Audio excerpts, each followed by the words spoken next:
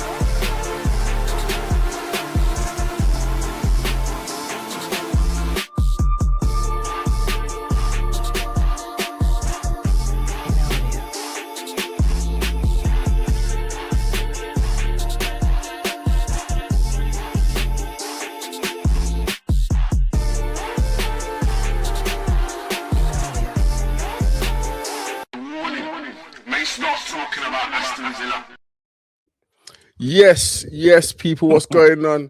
Welcome to the boardroom. My name is JM. I've got my brothers KJ and KG with me. You know what it is. Make sure you're smashing that like button as you're coming into the chat, into the conversation. Make sure that you're getting into the chat as well. Listen, these guys, their description, their links are in the description. Make sure you go show them some love, give them a follow, all that good stuff there. You know what this is? This is our conversation, our midweek conversation about all things with the top 5 race. If I'm honest, it might be over for one of us. Do you know what I mean? It might be over for one of us, but we're here every week. We pulled that hamstring in this race. We're done. Man out here moving like Asafa Powell in the 2012 Olympics and them things there. Crazy. Do you know what I mean? But we're here, man. Boys, what you say, man? How you, man, feeling? First and foremost. Yeah, man. Bless. You get me, obviously. We got KG, yourself, JM. Boardroom settings. Boardroom should be interesting today still. It should be interesting today. There's quite a bit for us to talk about. But you know, as we look forward to the weekend, but we can't get past yesterday. What happened? Something happened yesterday? Well, first of all, what happened? Leicester went down from the Championship to League One. Yeah, that was dark. Yeah, crazy. Like, absolute madness what's going on there with the drop off there. Had the points deduction though. Oh, yeah. And then they did, didn't they? But it wasn't that much though. It was only 6. It was 6 points, right? But that 6 points is what threw them in there. Yeah, that's true. I'm sure it was 10. I think that's true. Hold on, I could be wrong. Still, they're not on minus points, are they? Was it? I don't know. All I know is that it's peaking it. What do you? I don't even know much about it. You know, championship in it. Yeah, you know? 6. Yeah. What was it for? Do you know what it was for? Breaching. I'm reading it right now. Financials. Yeah, breaching EFL profit and so basically breaching PSR. The PSR for the championship. Yeah. It's techie, man. It's techie. They ran out of the parachute payments and everything there, and then everything's going downhill. Yeah,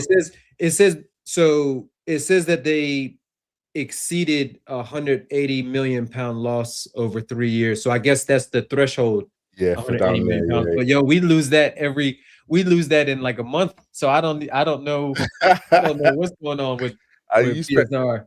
You might spend half of that on like man like Garnacho and that. Oh, KJ, you muted, you know. Hold on. Nah, them all still be in the Premier League, though, innit? So it don't really affect you guys like it would Leicester. Yeah. Because they went down to come up and obviously made more Premier League signings and then went down again. Yeah, that's why they're shit, bro. It's peak. Yeah. And plus, they spent big after they won the league because remember they were in Europe, and then they spent big for like 2 or 3 years, and I guess they just couldn't sustain without being in Europe. They couldn't sustain, that kind of profit. So and I guess but it was when COVID happened as well. Innit? Obviously, most of the businesses over there and whatnot, it's collapsed for them, man. So but that's crazy though, because it's like 10 years because they won the league in 15-16, so 10 years to the day that they won the Premier League, and then they're down. Bro, so much can happen in such. You know, 10 years is a long time, but it's still a short time in the grand scheme of things. But this is why I keep saying to people about, brother, I Tottenham people them, listen, be careful, because once you start doing the up and down thing or even going down, it's just peak, man. is peak. Not everybody's able to recover like my club. You know what I'm saying? Not everyone's able to do that. But even then, it was You caught live. KJ wouldn't know about those things. I don't. You caught that live from that goal line decision, man. Hey, listen, bro. Listen, sometimes it has to work in your favor, bro. Do you know what I mean? I hear it Sometimes still. when the Lord is smiling on you and them things, there. You weren't saying that when that goal the goal didn't count though. Oh, listen. You know what? It's all good, man. It's all good. It's worked out in our favor overall now. Man are doing well. Man are keeping going. Big up Neil. You know, the Reptiles coming in the chat and them things there. But yeah, man, it was dark for Leicester yesterday, but also for another team in blue. Yeah. You know, bro, what KG, man, talk to us, bro. Yo, yesterday that was probably in my the quietest I've heard Jimmy and KG. Yeah. Yo, I'm not gonna lie, because I forgot the game was on in it, and then I saw the scoreline. I went to apparently our players forgot the game was on too. Hey, it was silent in there, bro. Yeah. I think you guys you're bored of saying the stuff now, innit? Really, innit? Yeah. I mean, look, like I knew we were going to lose. Like I knew we were going to get packed up, and I had to leave the catch up early, so I didn't see the predictions for it. But I'm assuming pretty much everybody. Did you make predictions on the catch up on Monday? I think we did, you know. Nah, I don't remember. I don't remember. Did we make predictions? Yeah. We didn't do predictions. Chelsea. Nah. Yeah, we probably didn't because there's only 2 games midweek, right? Us and Chelsea City. Brighton. Nah, I think we did, you know. Yeah, I think we did still. I think but I said 2-1. Most people Brighton. Most people knew we were going to lose. Like I knew we were going to lose going into it. No JP, no Esteval missing the World Cup now because of his hamstring injury. So that's crazy. Swear. And then no Cole Palmer. So I knew we would go on a short week with the options that we had in attack. I knew we were going to lose, but the way we lost was embarrassing. Absolutely embarrassing. That first half, it got to halftime and it was 1-0. And I was telling Jimmy and telling folks in the chat, yo, I don't know. Brighton should be kicking themselves that they're only up 1-0 because they were on us. They had Matoma had a chance at the back post in like the second minute. Sanchez makes a nice save. It goes out for a corner. They score off the corner. They had another one where Sanchez passed the ball right to, I think, Mente. Mente squares it to Ruder. Ruder shoots it. It gets saved off the line by Chalobah. Then they almost score from 2 headers after that. So it was like they would belt the ass from as soon as the referee kicked off and blew the whistle. And no shots on target. The whole game, we had like 0.01 XG. Like they were in cruise control. And then they got the Danny Welbeck scores versus us every time we play a Danny. It doesn't matter what team. Danny Welbeck could be on. he could be on Leicester, and we play Leicester in the FA Cup, and he'll score against us. But I mean, like Brighton looked like a team that should be in 6th place, and we look like a team that should be in 10th place. Players look like they quit. There are quotes from the manager after the game saying there were only 4 or 5 players that actually were running and actually looked like they wanted to be out there. So you all know, you all are football men. You've been around the game. When managers start calling out the players like that, and don't get me wrong, the players deserve to hold a lot of smoke because 100%, man. At the end of the day, you're still a professional. Was like start at the end. No, when managers start doing you're done. Yeah. Like he already probably didn't have the dressing room because he came in and doesn't have the name, doesn't have the experience and stuff like that. But then when you throw the majority of your players under the bus like that, and I don't disagree with what he said because there were only like 4 or 5 guys out there that looked like they wanted to be out there. Cucurella, Hato, Caicedo, and Enzo were the only ones that had any kind of fight.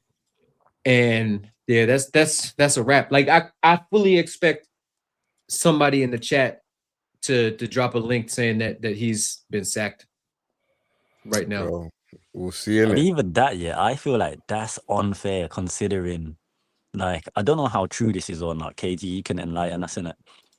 But at the time when you went for Rossinha, wasn't there rumors that he wanted to stay with Strasbourg? Yeah, he And it didn't was want to come. Chelsea that basically was like, nah, B. Yeah.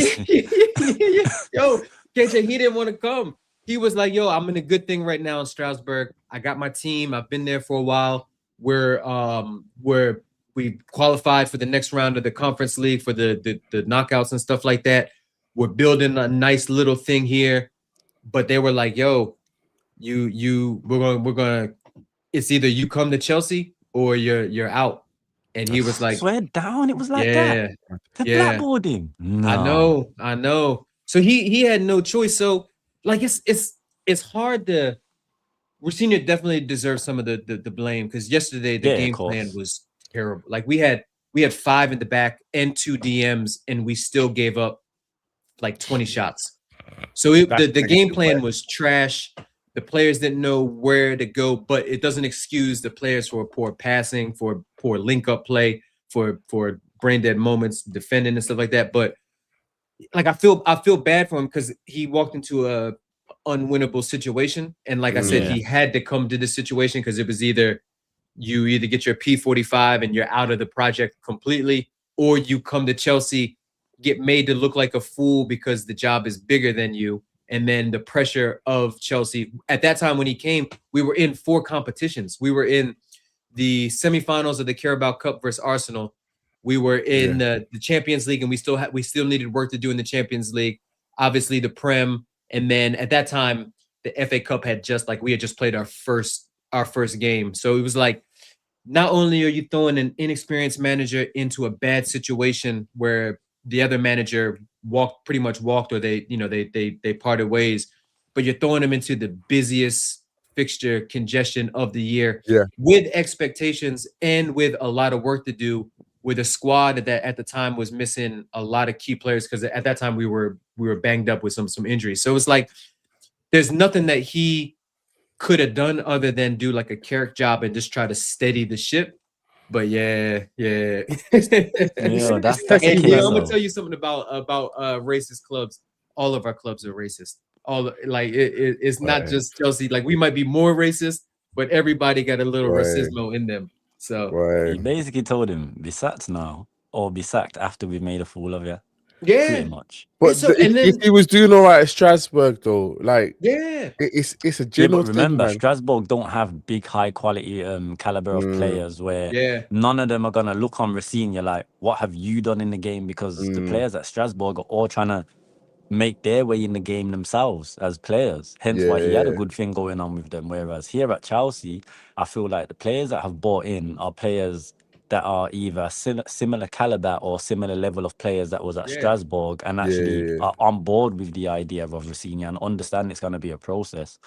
Whereas the rest of them, your Palmers, your Pedros, your Netos, your Garnachos, they already think they're bigger than Rossinha. So it's one thing not liking his style of play. You already think you could do a better job than he could as well on top of that. Don't get me wrong, Rossinha has to take blame for obviously some of the mistakes and the setups that he's done.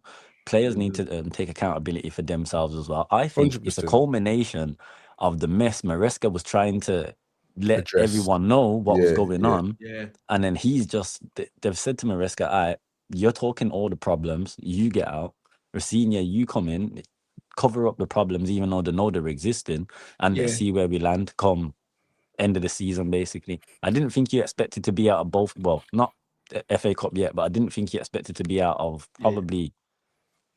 I think he expected to be at the Champions League. What I think is the 2 domestic cups. What I think Clear Lake are looking on like Rossinha. Wow. Yeah. I mean, I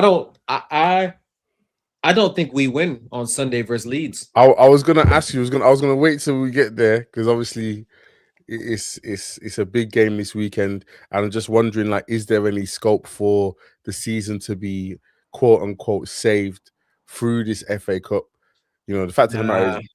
It's the league, man. It's what's that old Sir Alex quote? The league is the bread and butter, right? Like KJ was saying, Champions League, you draw even though we beat them in the Club World Cup, that's a one-off. But over 2 legs, we draw probably the best or a top 3 side in Europe. So that's always going to be that was always going to be difficult, no matter how much Chelsea fans would try to gaslight folks. The cup draws we've been lucky. Like Yeah. everybody clowns Arsenal, and rightfully so, for how easy they had it in terms of like the FA Cup and losing to Southampton.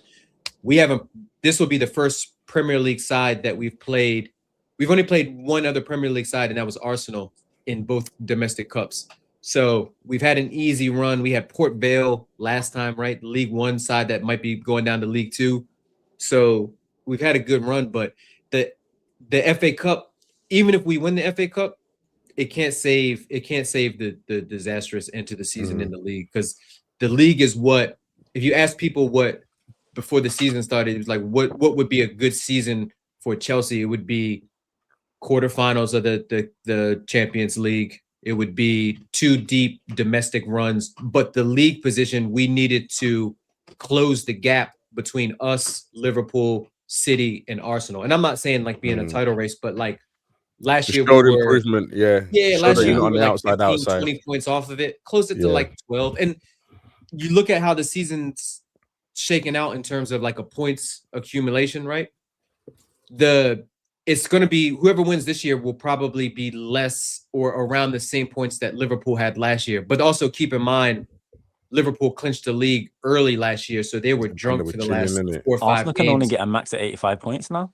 Yeah, what did you have last year, KJ? 84. Yeah, and that was considering you fucked off the last 4 games, because we beat you guys when you guys were still drunk. So yeah, like you realistically, if you would have been pushed, you probably would have gotten. We could have got a max of 92 points last season. Yeah. So I wanted the full 92 points again to say, yo, we've did it 4 times where we've pretty much broke the 90 point mark. Yeah. So with the narrative, so how many points off Arsenal was you last season? Because I think they finished on 74.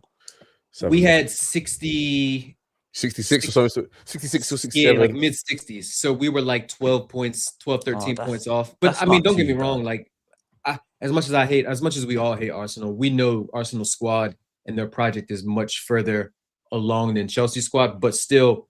Yeah, but I think Blue Coal, with that being a 12-point gap last season, pretty much, I think your sporting directors and whatnot on your board would have looked on that and expected you to at least probably half that this season. You ended on 69, bro.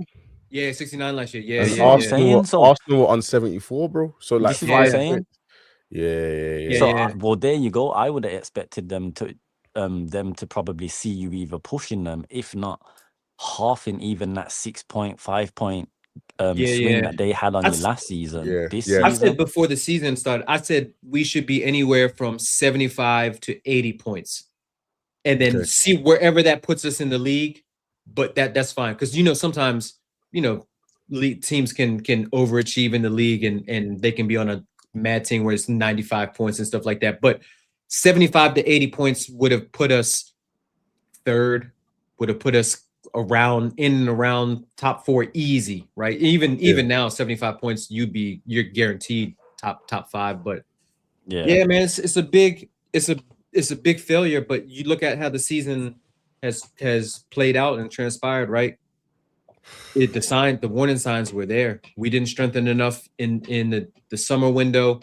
We beefed with the manager that we had that achieved all the expectations last year, top 4, Conference League, Club World Cup. And then we didn't strengthen in January. So it was like, it's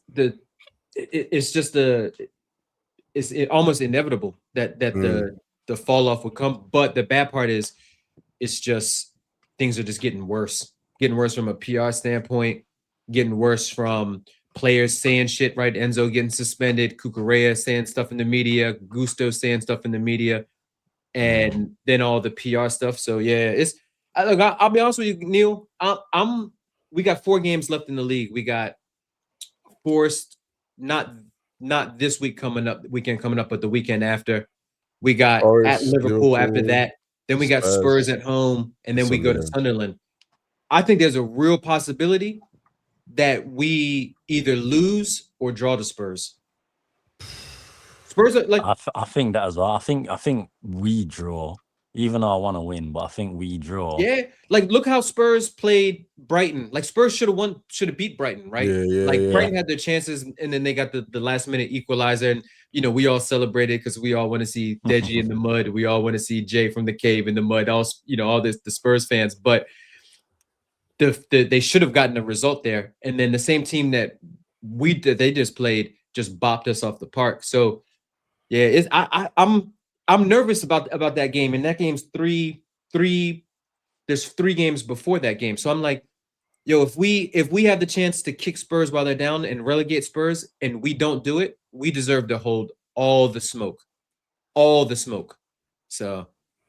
Nah, it's a lot, man. Like genuinely, and I think it gets to the point. It gets to a point for me watching what's going on at Chelsea, and it's not that I feel sorry for man, but like some things, like when it gets to this point of like inevitability, where you see the kind of rottenness going on in the club, it's like, yo, how is this gonna get fixed? Because it's a systematic thing. Yeah, bro. Where I'm looking at it from like top down. So you know, at some point. And I think all the Chelsea fans know that this is very much a ownership issue. You know, when the same problems keep coming up over and over and over again, you know, the common denominator is the one thing. So, do you see a world where the owners move or change or? Nah, they can't. They can't. So there's a lot of, you know, fortunately in 2026, every football fans have to be accountants, financial accountants, and all that stuff. So as part of the deal, when Blueco bought Chelsea, there was a clause in there that they can't sell the club until a certain amount of time transpires, right? Which is probably that would usually save you guys from from being flipped and stuff like that. Yeah. But that's actually a good, like, I think that's probably a clause. Yeah, big up them. That's probably a clause. Oh, he's gone.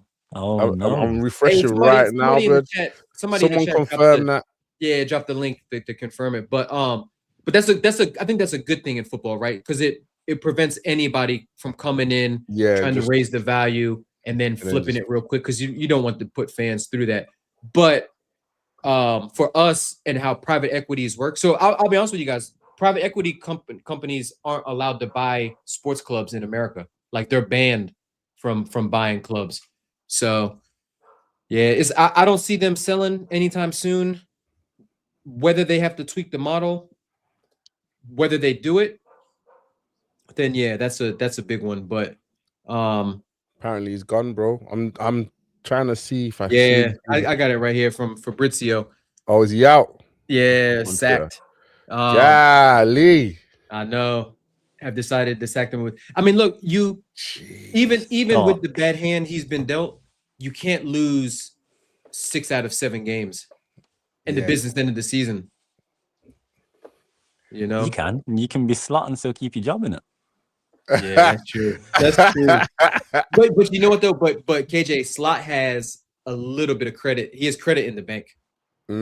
Senior don't have. I know you say that, but you did win a Premier League last year, so it's like, I'm not saying it's the right thing. I think he should have been sacked when you all were doing that, going through that madness. And I definitely think it's too late in the season now. Although you really did, James. Did you guys, when we lost? I know that made United clinch the UCL, like, mathematically. What about you guys? Did you clinch it mathematically? What, last year? No, this year. So when we lost yesterday, pretty much, because they both won. Yeah, basically we're I feel like we're good, isn't it? Just the order of a thing, us, United and Villa could possibly rearrange because of the fact that we still have you guys, Villa and United, to play. But bar that, I think the top 5 now is pretty much solidified. Bar a complete meltdown.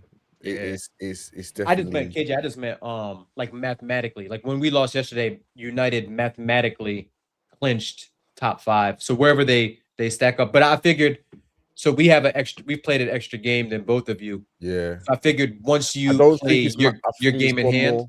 I think if we win one more game, if both of us win one more game, then we got it. But like, let's talk to it now, because obviously you said it at the top of the show that you'd expect that it was gonna happen, and it's happened now, bro. Like, what? I didn't expect for it to happen during the show, brother. You know, you said the link's gonna come, but bro, it's happened within 20-25 minutes. You know what I'm saying? If you were a churchgoer, someone would call you a prophet, bro. Do you know what I mean? Well, I'm about to say. what are your thoughts then, like in the immediacy then on that? And then also, I don't know if there's, I'm trying to jump online now to see what gone is. If there's any thought process about who's next for you, man.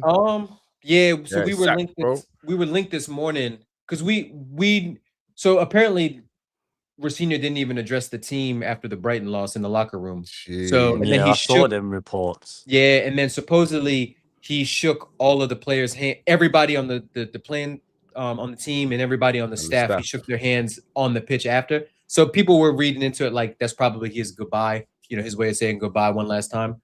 But no, it won't be Gary O'Neill. So it'll be I know. It'll be what's his name the same thing Rosinha done. I know. It'll be an intern for the rest of the year. And then this morning we were linked with Iriola. We were linked with Glasner. Some shouts about Xabi Alonso. Some shouts about Nagelsmann. But if you're Xabi Alonso, if you're Nagelsmann, you can get a better job than Chelsea. Okay, so thinking about the summer then, which other clubs out there that they could go to? Obviously, the United situation is there. We don't know about Carrick. So if I was any of those, even then, because I look at the United ownership situation, I think it's, in January or December, I was looking at United and Chelsea in the same way, bro, in terms of just like the culture and what was seemingly happening. So, maybe there is a chance for you guys to get one of these managers because some of them may not want to go to United. Yeah, may not want to go to United. The same way United have their pool, Chelsea will always have their pool. Like, regardless of the mess, they'll get a transfer or two. Even if it's a manager, I'm like, why did he go Chelsea? Like, they still have that. It's because they're winning it. I mean, on the Blue Coal, you've only got the Conference and the Club World Cup in it. Yeah. And this will be the third year out of 4 years that underneath them that we haven't qualified for the Champions League. Oh, yeah. I would definitely have taken De Zerbi, Neil.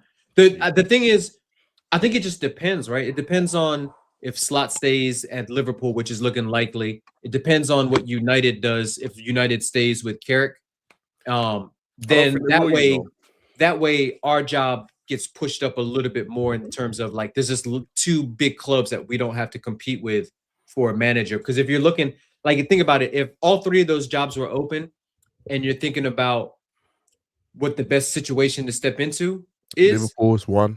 Yeah, you probably say Liverpool, United, and then Chelsea. Yeah. 100%. So it's like, but with those two out of the picture, obviously we move up. We don't know what's going to happen with City. Like City will like if Pep wins and Pep leaves, will they get Company? Will they get Maresca? That would be a better. Would they get Enrique? Although I think Enrique just signed a new deal. So it's like the pecking, like I know where we are in the pecking order. Even though we're an attractive club from the standpoint of we'll pay money, we'll still buy you some players. We got a decent group of young core players that are okay, and we're in a very attractive city in terms of family and stuff like that, right? But I know experienced managers won't want to deal with this BS. I wouldn't either, man. Like, why are you gonna go into a situation where there's things going on both sides of the equation? Where I look at it, as a manager, you sit like in this middle space. You're the middleman. You're the intercessor between the top and the bottom. Pause. And then the thing is, you've got the players that are seemingly could revolt against man, and then you've got a toxic space above you that don't show no trust, don't show no tolerance, don't show any form of resilience in terms of believing in you. Do you know what I mean? And it's all about them. And understand it, because the football's a business now. You get it, I understand. But it's just for me, they'd have to pay top dollar to bring money in it. Do you know what I'm trying to say? So I can't imagine somebody doing that off. And you got to sell the project too. Like, right? It's just like it's a regular job interview, right? Like any one of us go for a job interview, the employer has to sell the job and has to sell the company to you as well, right? Like you're selling yourself to them, saying this is why you should hire me. But at the same time, in football, it's a little bit different because they need to sell the project to you. This is what, right? We're going to back you with this much amount of money in the summer in January. Yeah. This is what our short-term plans are. This is what our long-term plans are. This is what where we see the squad. Like they're selling it to your manager, and it depends on how good of a sales pitch it is, right? Yeah. One of our sporting directors said that. Although the guy that said that, he's on the commercial side, so you can bin him off. But well, it seems as though Fabrizio Romano said that McFarlane's going to be the interim until June. So he's the one that we had in the middle before. Of the season. How many games did he take charge of before? Like 3 or 4? Like I'm sure it's like 3. Yeah, 3. So we lost to Fulham 2-1, Cucurella red card. We got the last minute equalizer at Man City, and then I think we had beaten like Burnley. So he was the under 21 coach, which which I mean our under 21 team is really good, but that's more so of, like, you guys know what it is. That's more so of just developing your players so they can get ready for the first team or move on. It's not really about the result. To sell them, bro. Yeah. Man. So with all this information now, how do you got 4 more games in the Prem? Yeah. You got the game on the weekend. You still think you're gonna lose on the weekend? Yeah. Okay. And how do you feel about those last 4 games? How many out of the 4 you guys gonna get? Where is the game on the weekend? Quickly, so Wembley, and it's semi-finals, isn't it? Yeah. Oh yeah. Sorry, I was thinking about Leeds. Yeah. Oh, if it was at Ellen Road, we already got packed up at Ellen Road 4-1. we got dealt with there. To be fair, we actually should have smoked them the last game, and we gave up 2 goals after like the 85th minute versus them. So, but out of those 4, I think we draw the Forest. I think we draw the Forest. I think we lose away to Anfield. I think we draw to Spurs, and then I think we lose away to Sunderland. You think you're going to pick up 2 points out of the remaining games? Yeah. 2 points, isn't it? Yeah. But what, unless... That's scary, bro. I would expect because you got to figure at least 4 out of your remaining games. That's what I was thinking. Because KJ, real quick, like, Forest win will pretty much ensure their survival, right? So Forest is still playing for something. Liverpool, you might have wrapped up top 5 by then, but you're still at home, right? It's still going to be tough. It's always tough to win away at Anfield. Spurs are fighting for their life, and then Sunderland at that point could be fighting for Europe. Yeah, Europe. So with all of them, maybe the players perform a little bit better under and they do a little bit more effort under the interim. But at the same time, it's like, you man don't want anything other than Champions League, don't it? Yeah. If we're not in Champions League, I don't want to be in Europe. I don't want to watch any games on Thursday next year. So you don't want to win the FA Cup anyway, then, really, innit? Yeah, I mean, look, I always want to win but that gets you to Europa, though. I know. I'll take Europa, but if we're in the Conference League, like, decline the invitation.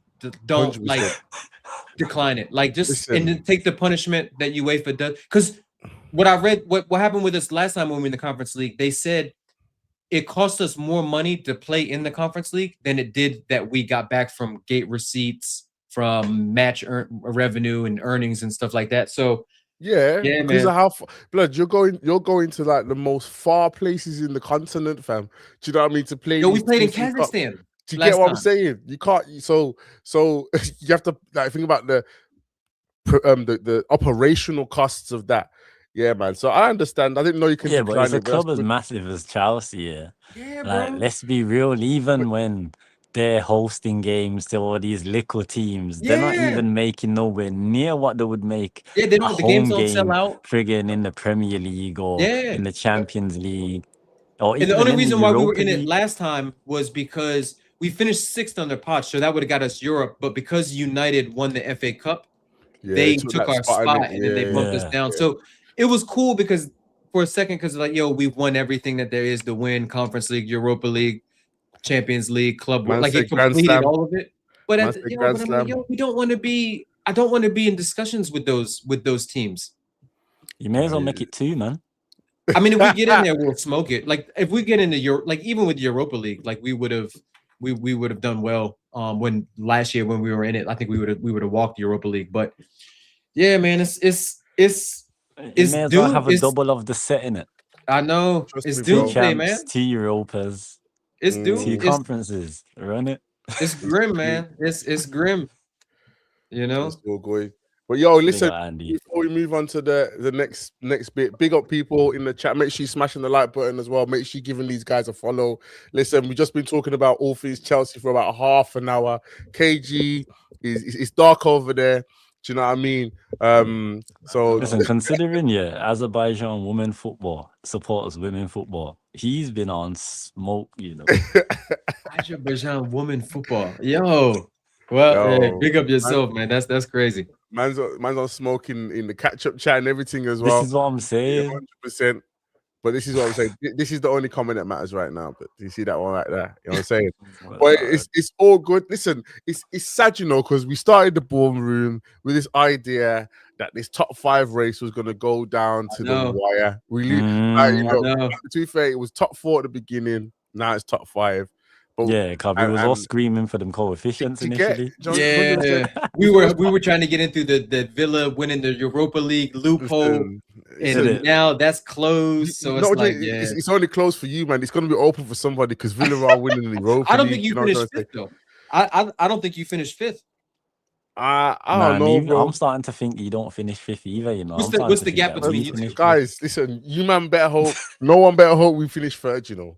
Because what's the still gap looking right at that 3rd spot, though, man. Between you two? What's the points gap? It's 3 points, bro. 3 points. That's it. And you have to play each other, right? Play each other, yeah. When is that? We have to play United as well. So for Liverpool, you guys can steal 3rd spot from. Yo, can we get a dual watch along?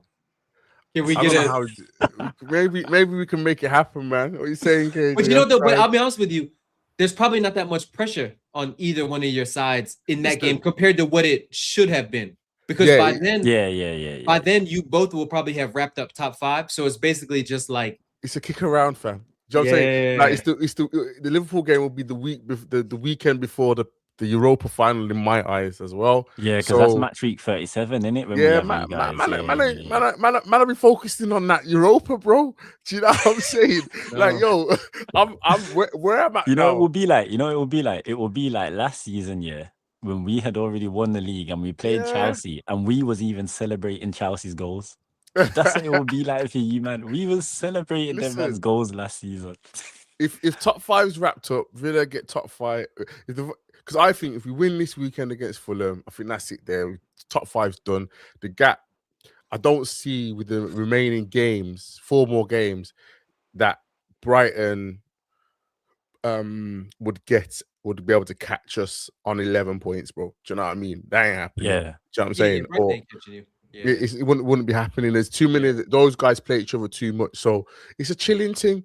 Do you know, it genuinely is. And you know, it would be good to finish 3rd, but no one gets nothing for finishing outside of number 1. So we're all in the same boat here. Do you know what I'm trying to say? Yes, you get a little bit of banter though. You can say KJ, we finished above you. Let me tell you something.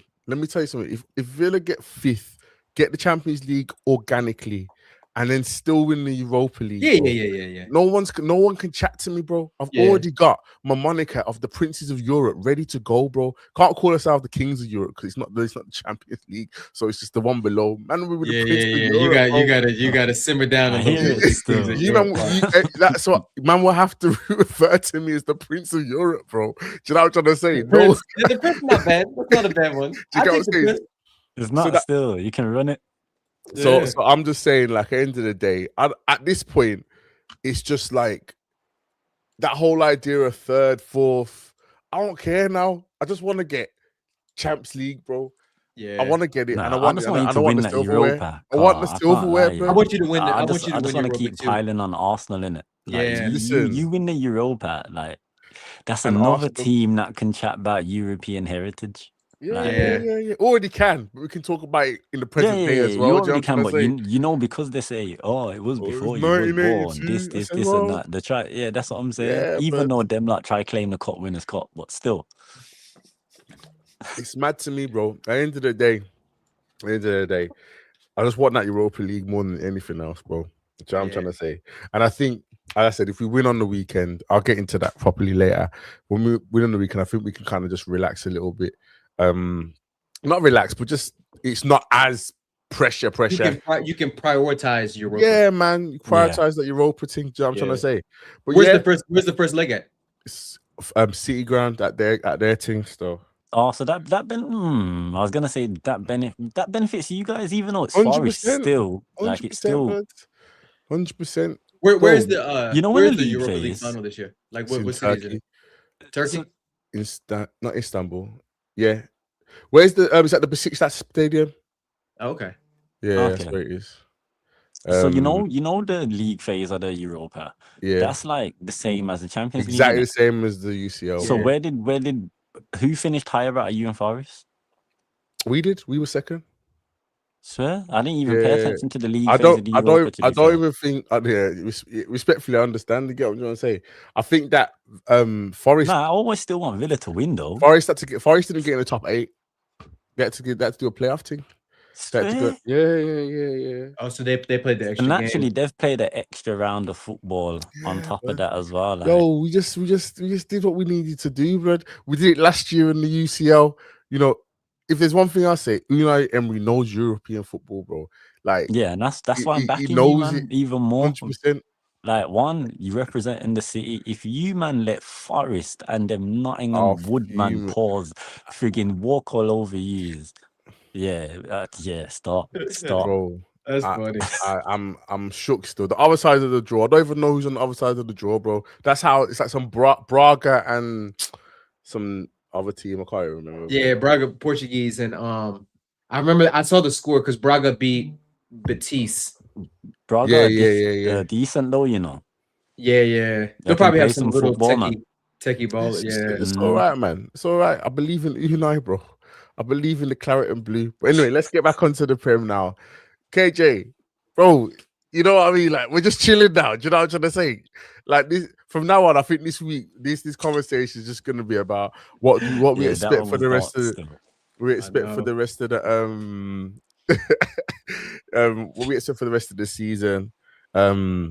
It's very clear that you guys aren't getting any silverware this season, obviously. But are you kind of glad that you think that top 5's locked in for you guys? Thanks to Chelsea, yeah. Thanks to Chelsea, I feel like there's a chance I could legit get third now. Like, in all honesty, I think that's the only thing we have to play for. If we got any pride about us anyway. I mean, I just want to lock in that Champions League football now. Yeah. It's looking like Slot's going to be here at least the start of next season, which I've already somewhat come to terms with. So I'm not as fuming as some of the other fans in it who were like, nah, surely he can't be here. Surely that was me. That was me up until after the second leg of the PSG game. And for me, it just seemed like, yeah, this guy is here, man. He's here for the foreseeable anyway. So just lock in Champions League. That's the only aim. Okay. That's the only thing we got to play for. Let Mo, let Robbo see them out on a high, innit? Yeah. Like, don't try. You've already disrespected our players. You've already disrespected our legends. The last thing you can do is at least make them go out on a high. So, is your last home game this season? That's pretty much about it. My season's done, man. Yeah, you got some key games though, bro. Yeah, I mean, and if you don't handle business, you know the Brightons and them, man. You're already a Villa fan technically anyway, but you'd be more of a Villa fan for that 6th spot, bro. Do you know what I'm trying to say? It's a point. Still. It's a point. No, okay. So listen. If the thing is, we could suffer having a poor season, yeah. This season hasn't been poor. It's been diabolical. You know, like that season where Ten Hag every week kept breaking unwanted records, United records. That has been us this year. The man has broke records from before World War I and that. Like, it's crazy. With the caliber of players he has, with the money spent and invested into this squad, off the back of being Premier League winners. What are we doing? Yeah. What are we doing? The man decided to come into... Bruh. I don't even want half to a try and billion, make it. This half is a what I'm billion saying. spent to be where you are now is mad. And you know, sometimes I listen to you guys talk. You know, you guys, you all the money in the world. I just think you like not that you're ungrateful, but like I'm like, yo, you guys are so blessed. Like you're lucky, bro. You're Blessed. lucky. Listen, you're lucky. listen. No, you're lucky to be. You're lucky to be able to do what you do, bro. Look at what my manager's done with what we have, and it's not saying we got trash players, but we haven't got the squad depth that other teams have. We don't have the ability to spend the way that you guys do, and he's still doing what he's doing. Hold on, James. Have you forgotten how long it took us to get to where we can spend like this now? Okay, We was one of the big four, but what I was the have no thing that when it was a top four, what did they all used to say to us? You're broke, you got no money. They used to tell us to spend money, knowing we had no money. So this is the first year where we've been able to spend bread, yeah, and the man loses his marbles and decides to switch up the whole system and whatnot. I'd deceived half of the Liverpool fan base because early on I'm hearing people telling me that Florian Wirtz can't play the style of football that we played last season, which included some form of pressing. Yeah, his 2 seasons at Leverkusen, he was friggin' the highest in the Bundesliga for presses. So what are you on about? What are you on about? He can't play a friggin' pressing system. Bruh, the man catfished bare fans and whatnot. We was Arsenal this year. That's what at the fan base. This is what I mean. We was Arsenal. There was a slot cult, fam. There was a slot cult trying to tell us all foolishness and whatnot. There was the divide and all of this. Look, like I says, where we go from here, I don't know. None of us knows because we don't know. After how he switched it up this season, we don't know what he's going to do next season. Even he's going to show us little tweaks and things like that, and then he's just going to do the exact same. Season's going to start, and then he probably tinkers the system and switches it up again. So yeah, that's what we all hope for. We hope for that he tries to sprinkle a little bit more of his tactics on it, because this year it didn't look so good when he just deviated from the Klopp style that he kind of used the first year when he won the title. But at the same time, though, when you look at it, when you guys won the title, I mean, Mo Salah was dragging you, so that I think that covered up a lot of flaws in his system. Nah, because okay, what I would say is like, because you have to give him credit for last season because he did add his tweaks and whatnot to the system, which made us flourish. Like, the one thing I probably would say that we call out, well, not we, because I was fine with it, but some of the Liverpool fans was Szoboszlai's role last season. Yeah, he was the 10, but he was covering for Salah and Trent. This is what people fail to realize. They kept saying that he was just covering for Salah. He wasn't. He was covering for Trent as well as being in the 10.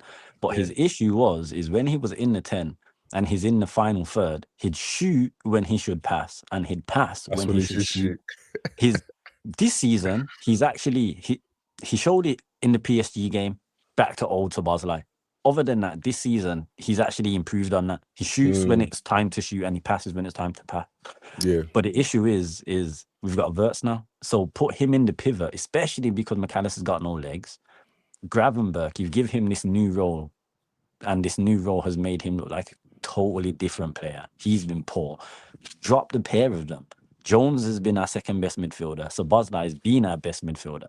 With all the friggin' politics and the money spent on whatnot around Wirtz, okay, put him in the 10 and stop moving him right wing, left wing, in the 10. When we play a friggin' 4-2-2, you put him as one of the 10s, either right or left, depending on who we're playing against.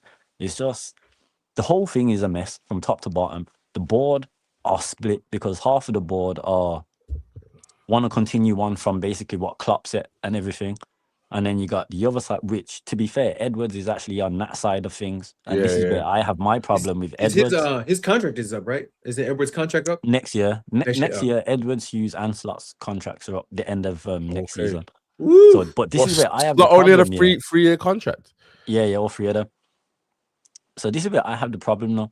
Because if rumors are true and Edwards is on the side of the board that want to back what Klopp did and set his legacy and whatnot, then I understand Hughes is your boy. You've been boys from before football, all of that. That's your dog.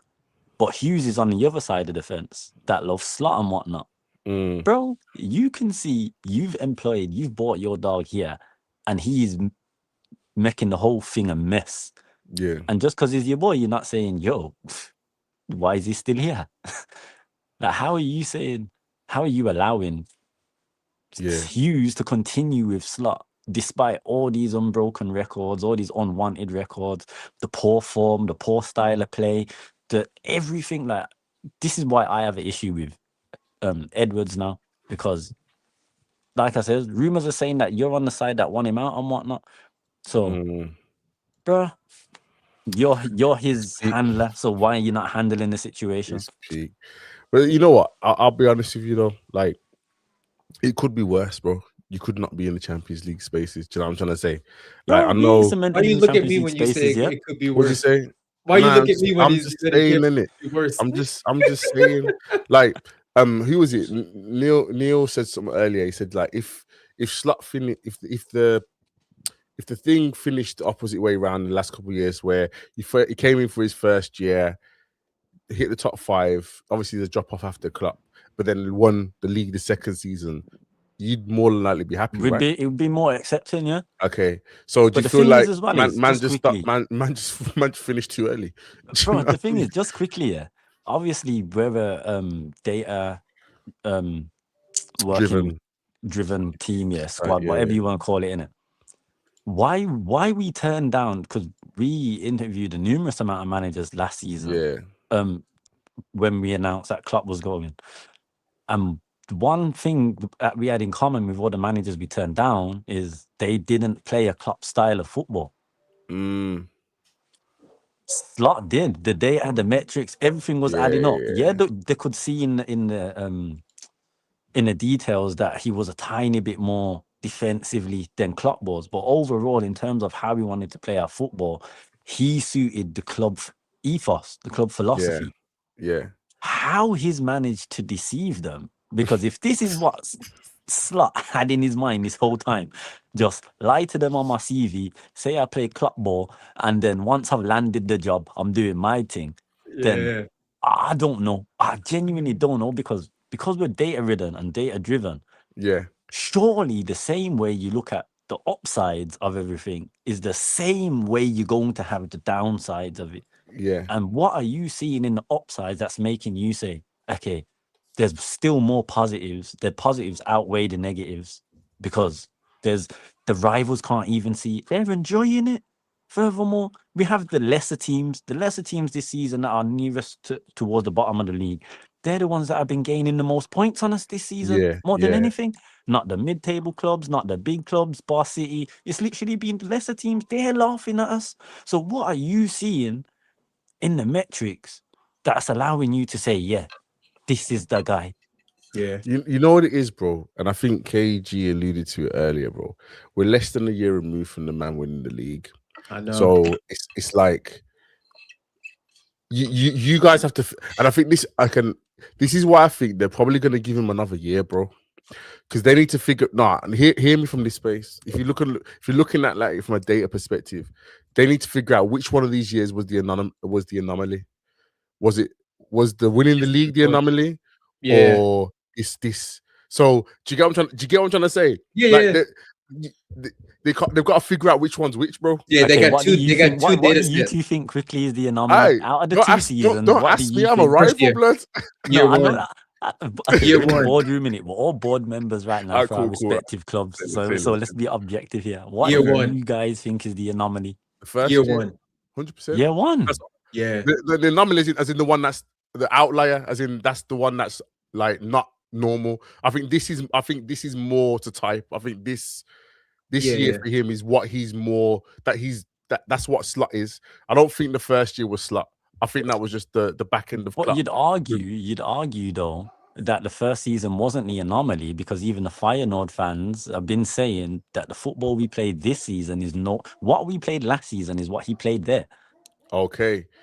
So that more correlates to his actual coaching and style of play rather than what we're actually seeing this year. Okay, so that means then if the anomaly is this year, next year it should be slotting then, because really truly, that's if this is he's this right. is the anomaly, bro, then if he reverts to type, then it should be slotting. That's what I'm just saying. Yeah.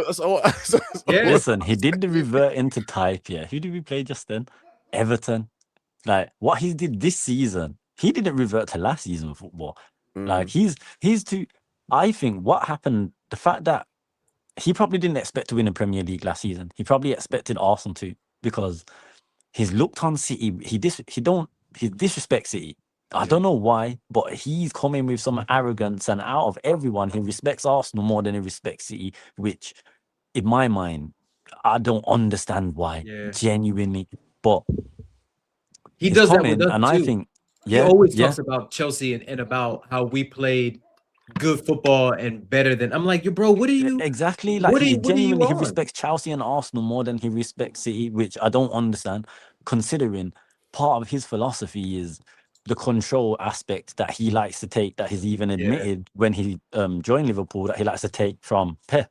So if you're a follower of Pep, I can understand this season, but then since you've been managing, you've more had a style similar to Klopp, which no one's saying you can't have best of both, but I don't understand. I don't know. But what I think is winning the Premier League last season has made things go to his, like, the power go to his mind, and now he thinks he's the big dog for real.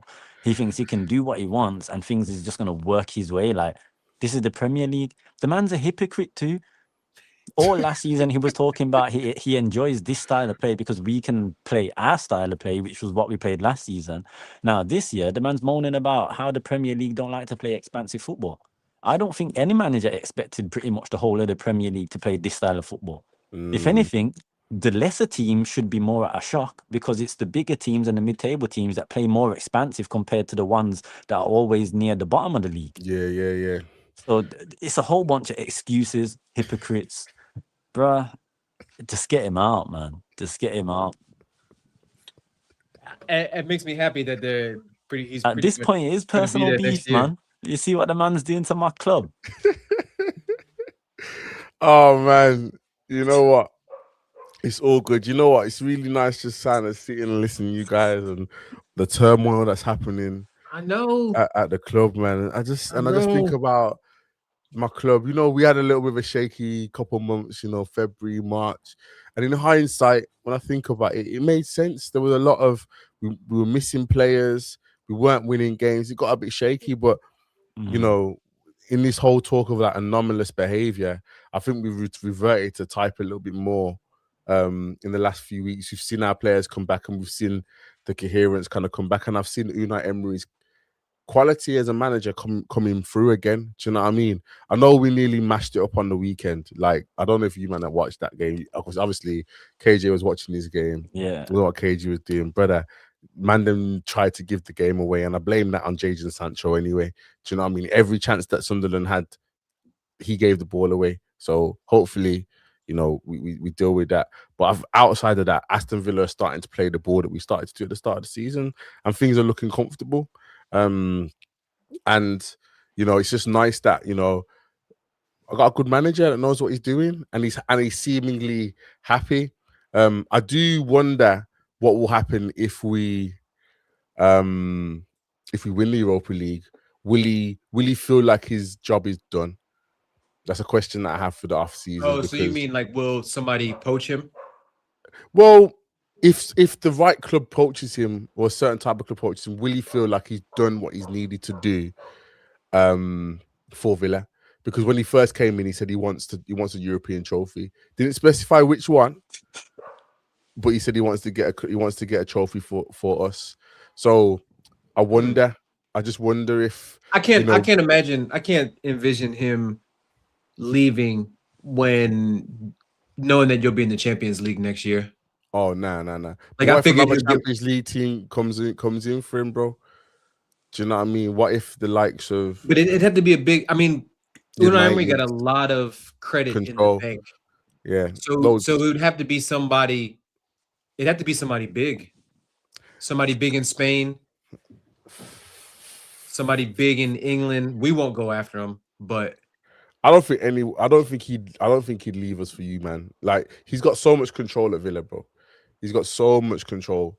So it would have to take like, I think it would take like a United, or maybe Liverpool. Do you know what I'm trying to say? Like, just to at least get his attention. But I hope that doesn't happen either way. Do you know what I mean? I really hope it doesn't happen because to be fair, Emery suits your club though, you know. Bro, of course he does, bro. Of course he does. But I'm just saying, you know, sometimes when you want more, do you know what I'm trying to say? And what I'm trying to say, I wonder if I'm not, just because of what he said at the beginning, I want to deliver a trophy. Will he feel like 4 years in, I've done my job? That's all I was thinking. Do you know what I mean? I don't know, you know. Has he been there for? Yeah, I'm definitely ready for OT. It's been 4 years. It's been about 4 years. Take Emery. At this point, I would. I would too. He wouldn't be my first choice, but he wouldn't be my first choice. I need you, man, to put some respect on my manager's name. No. He's a bad boy. I'm putting respect on Emery. Yeah. I think though he suits your club though. Like, historically a big club. Got some form of European heritage, and especially if he makes that Europa League final and wins it for you, man. Brother, he'll be a legend. Brother, the statue will be outside. When that new North Stand gets built, there'll be a statue for Unai out there. Him and John McGinn, bro. Do you know what I mean? Him and John McGinn. Listen, there's levels to this. Hey, listen, if we win, I'll let JM have his. If we win, allow it. That statue gonna be like this tall with John McGinn. This is what I'm trying to say to you, man. I'm telling you, McGinn will get a statue, bro. I'm telling you, that man is Aston Villa embodied, bro. Yeah, if he wins you a Europa, clean. That's the first major in like what? 30 years, bro. Can I say 30 years? Because the League Cup was the last one, 96. Do you know what I mean? Like, it's our first major since like League Cup. That ain't a major though. You know what I'm saying? So since like the late 80s, when we won one of the late 80s. You know what I mean? Or the 80s anyway. So it's been like 40 plus years, but man, it's trophy worthy still. Listen, statue worthy, sorry. 100% statue worthy. Do you know what I mean? 100%. Him and Unai, bro. Do you know what I mean? I just think that. But listen, guys, I keep telling you, man, if it happens, brother, listen, parading, bro.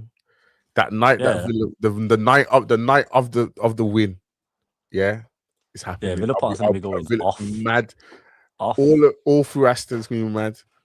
This is great. What's this guy? A1 just laughing, bro. You shut your face, bro. Listen, I don't know why he's always coming. He's coming. You know what it is? A1 forgets. Yeah, listen, he's the big United, innit? So why are you seeing yourself here? I can understand why you don't see yourself or any of your managers getting a statue for a Europa, but look how long it's been since you picked up a frigging European trophy. Anyway, what 2017? Look how long it's been since they picked up a Prem. Like, yo, United fans need to look. You've done well under Carrick, but let's not forget last year you finished 15th and you lost a European final. Fucking top Spurs. Spurs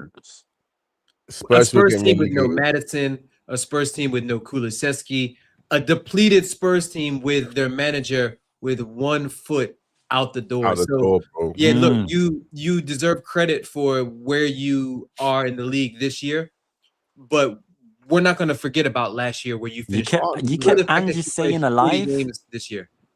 You kept Angie saying alive. I always win trophies in my second season, mate. And you allowed it on your watch.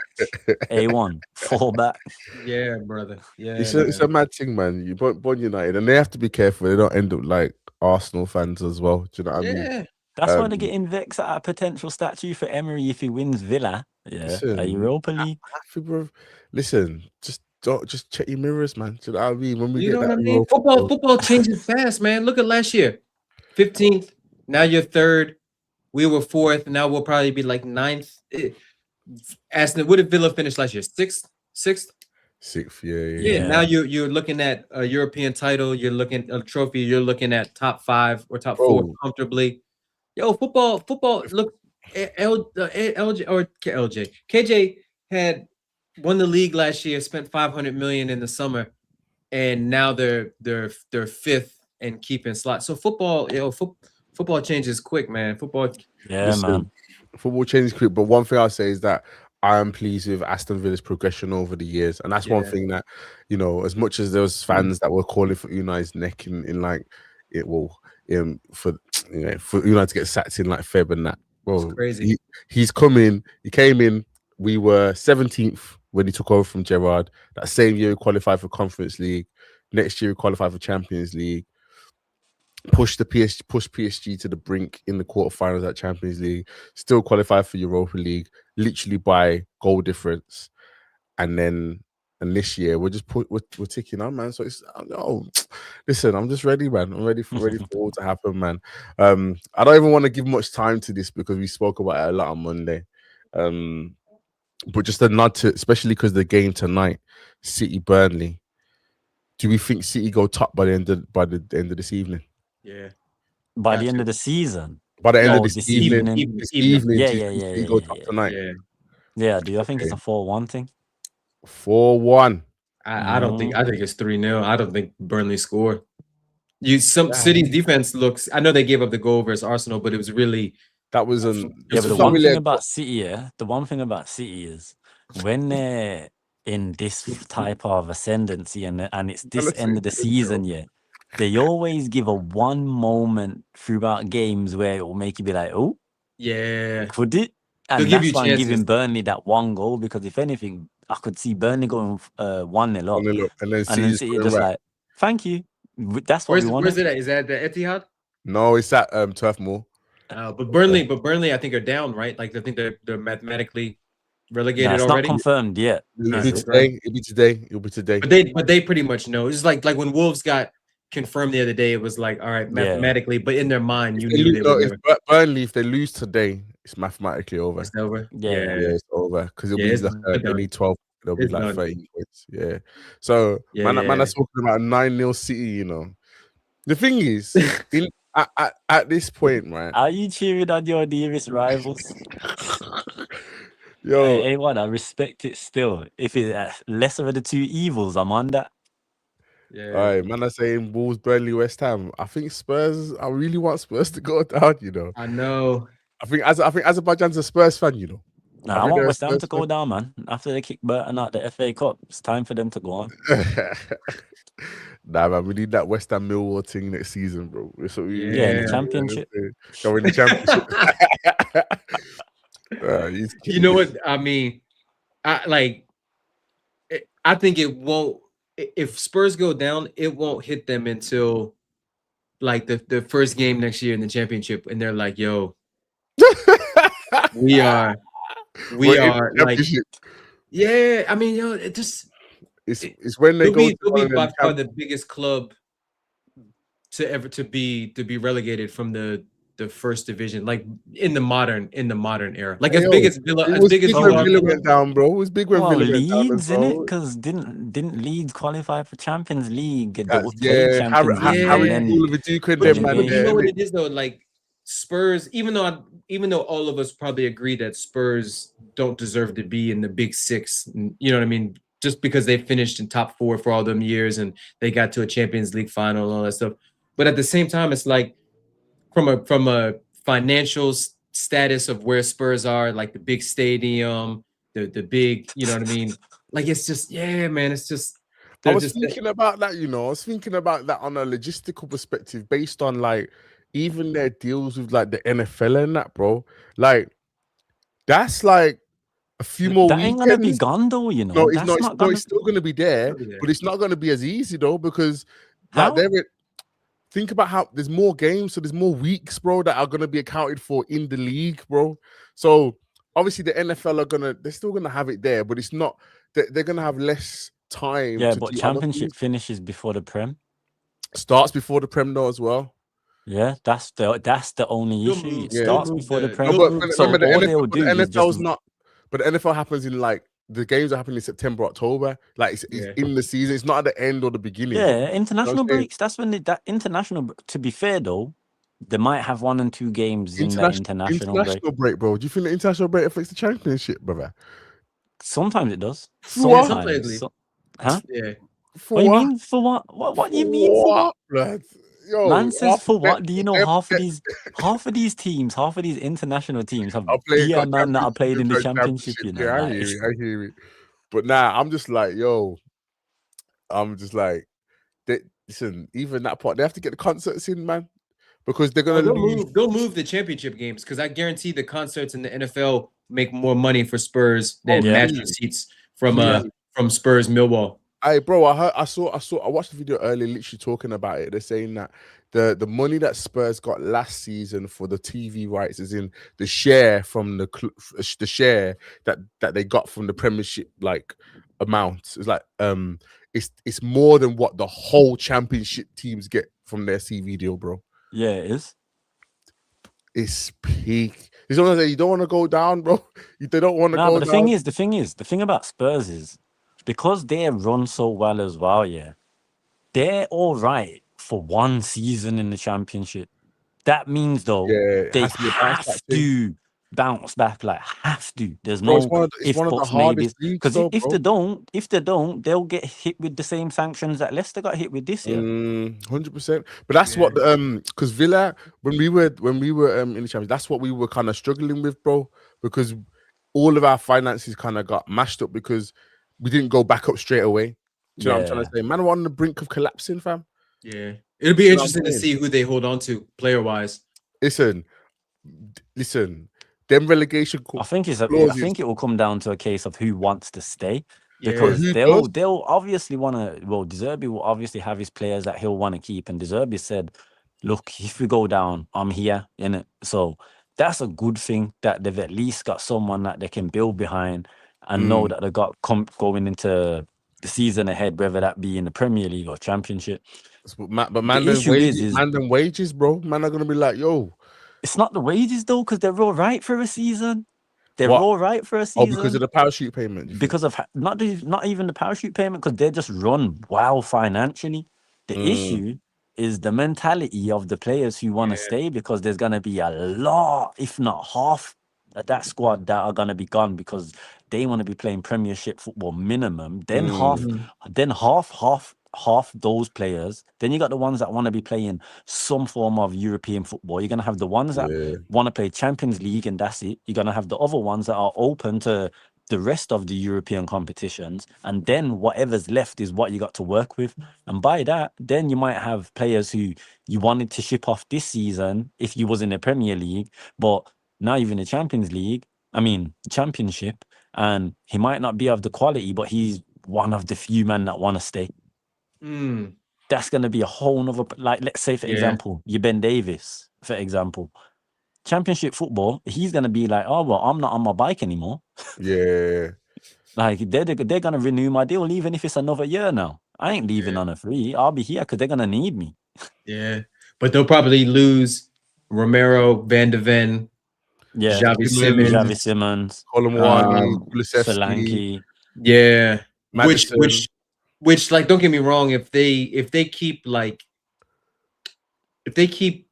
a core or a decent amount of their current nucleus, then they'd still be favorites to come right back up. But yeah, if they get relegated, but they can have a season like when Juve was relegated and most of their players was like, "Nah, I want to stay." Yeah, that's the only way I can see things kind of being positive for them in the Championship. But where they just go on like a madness and just batter the whole league kind of thing, that kind of vibe. Yeah, but the issue is that half of those players we all see that they want to leave, that they're gonna go. Yeah. They don't have the mentality, the capacity. They're not gonna be like, look, this is my club. We're gonna fight.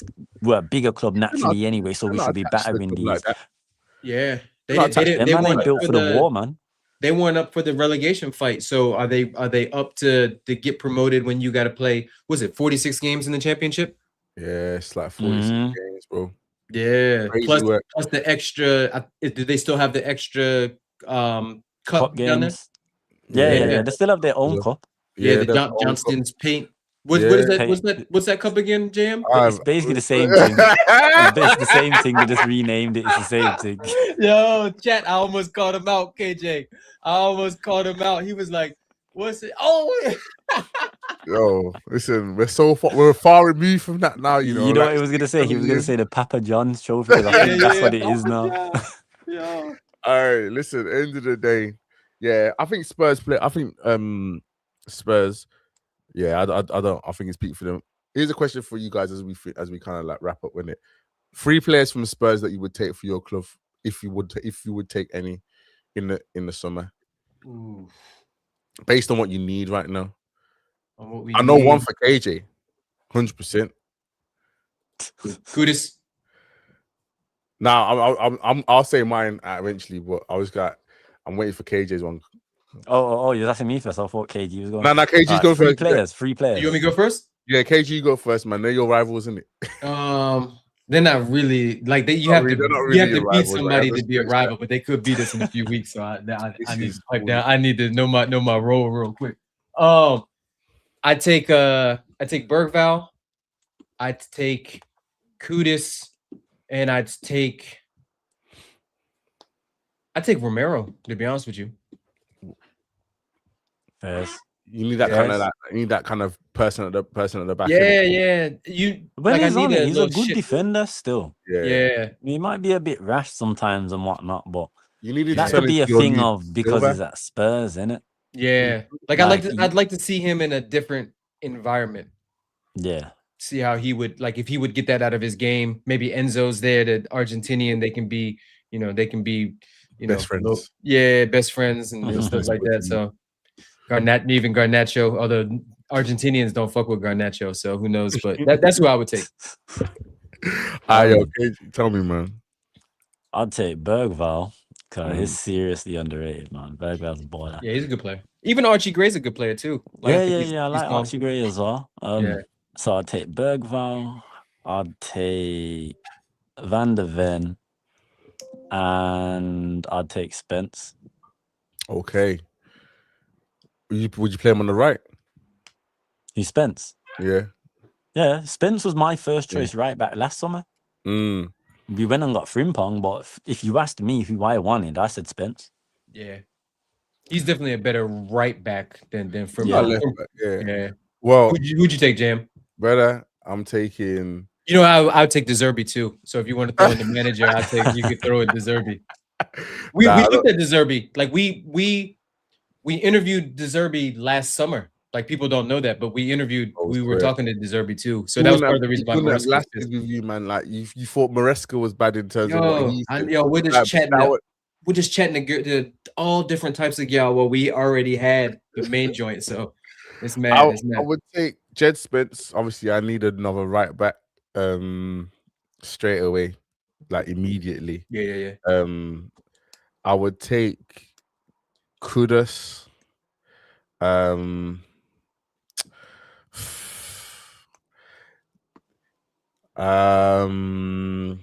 then Solanke. I was I'd rather have Tammy. Than no, but Tammy's not going nowhere, bro. I'm just saying, like where I'm at with Watkins now, bro. Like he's getting older. No, I'd still rather Watkins. You know what though? Ever since you started slating, what I'm trying to say. Wait. Listen to me. Facts, KG. I would have said Solanke up until the last few weeks. You know what I'm trying to say. I know Watkins been bagging. He's been finding his form a little bit. Man saw Calvert-Lewin taking his spot on the plane and said, "Nah." I was like, "Yo." So I think at the minute I'll probably take those two definitely. The third one, Madison in the 10. No Buendia. Oh yeah, easily. No Kulu. Kulu I don't know. Well. Kulu's his injury must be really bad because we haven't even though we don't follow Spurs, I don't hear anything about we saw Madison was on the bench last week. But I don't know what's going on with Kulu. But I was it with Sweden last international break though? Kulusevski? Yeah, I don't think so. I'm sure it was. You think so? I'm sure it was because people were saying how he was walking funny or something like that when he was walking to the pitch. I don't know if he was doing ball training or anything like that, but I'm pretty sure he was. He was just international break. He was just there to Sweden, like Graham Potter, don't forget about me. I'm still Swedish. I can still come okay. on the plane to the World Cup. Bro, yeah. So I'd take, probably I'd take Madison too. I'd love to have Madison as a 10 option for us. I keep saying this, right? With Morgan Rodgers, bro. I keep telling everybody, he's playing him centrally actually takes away from his game. Yeah. Do you know what I mean? So he comes into the middle anyway.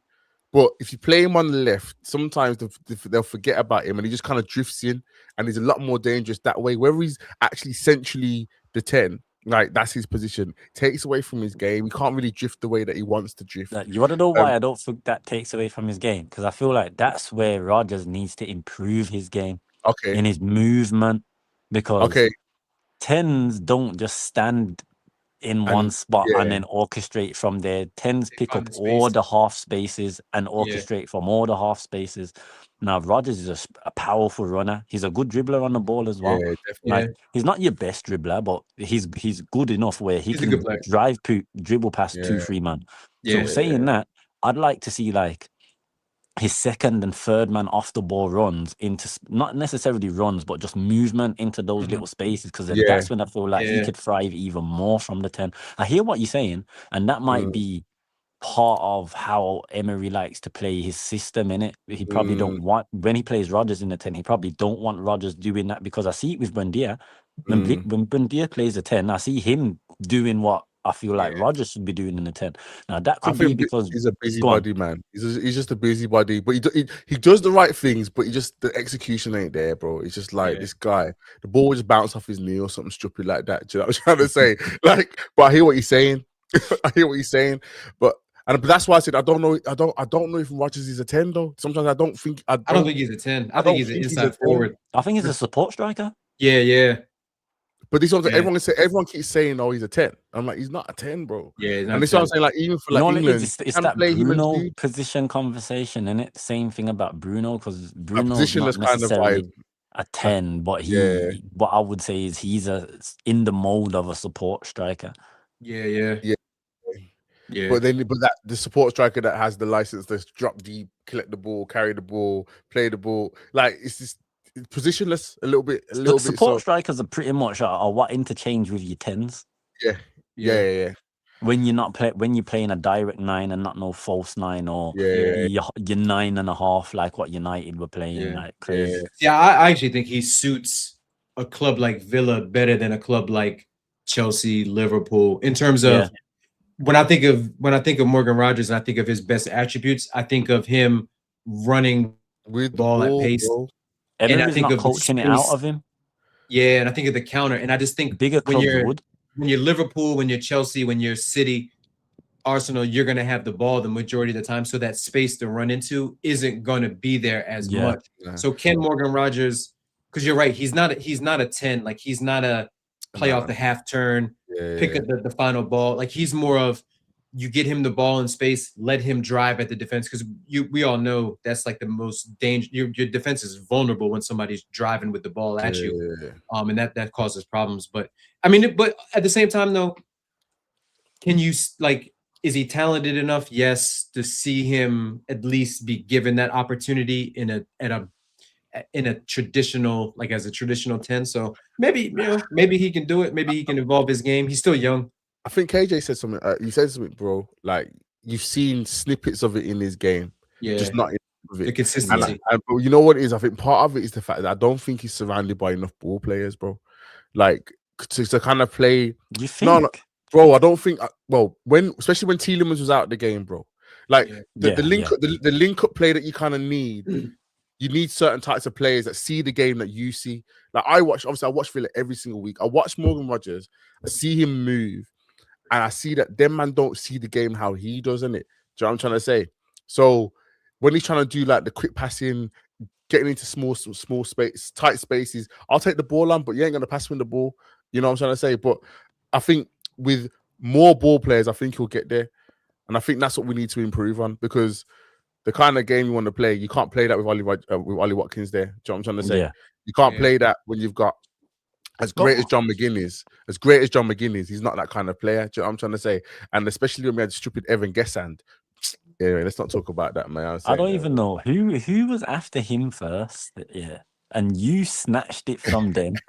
Like that, I couldn't believe that you did a Chelsea on them, man. Yeah, I'm pretty sure it was Palace initially. Anyway, I'm pretty sure Palace was in for him anyway. Yeah, Palace and Villa did some snatch thing last minute, and then only sold him to Palace anyway. But I thought, listen, why he didn't work out is because of how you pulled that signing off to begin with.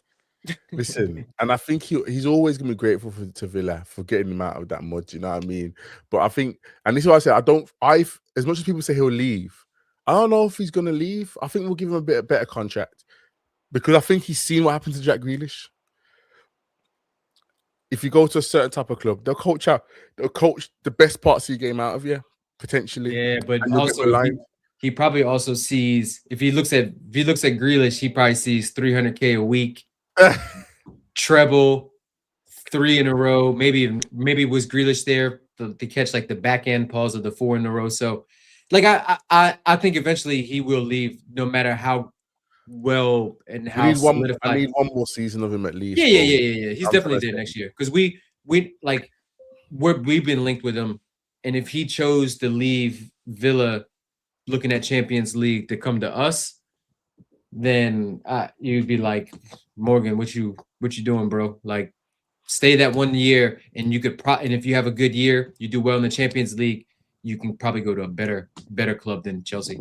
KJ, would you take him if he has a good season next season? Rodgers. Yeah. Anyone would take him.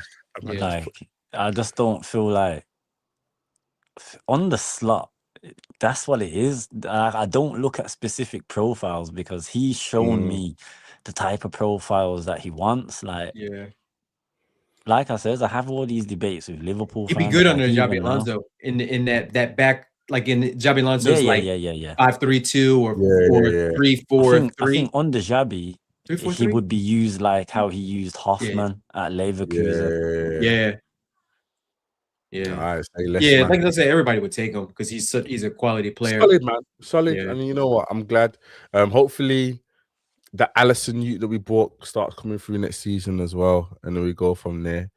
But yeah, listen, people, it's been a good stream today, man. Make sure that you're smashing that like button. News on here as well. Yeah. You heard it here first. On the boardroom.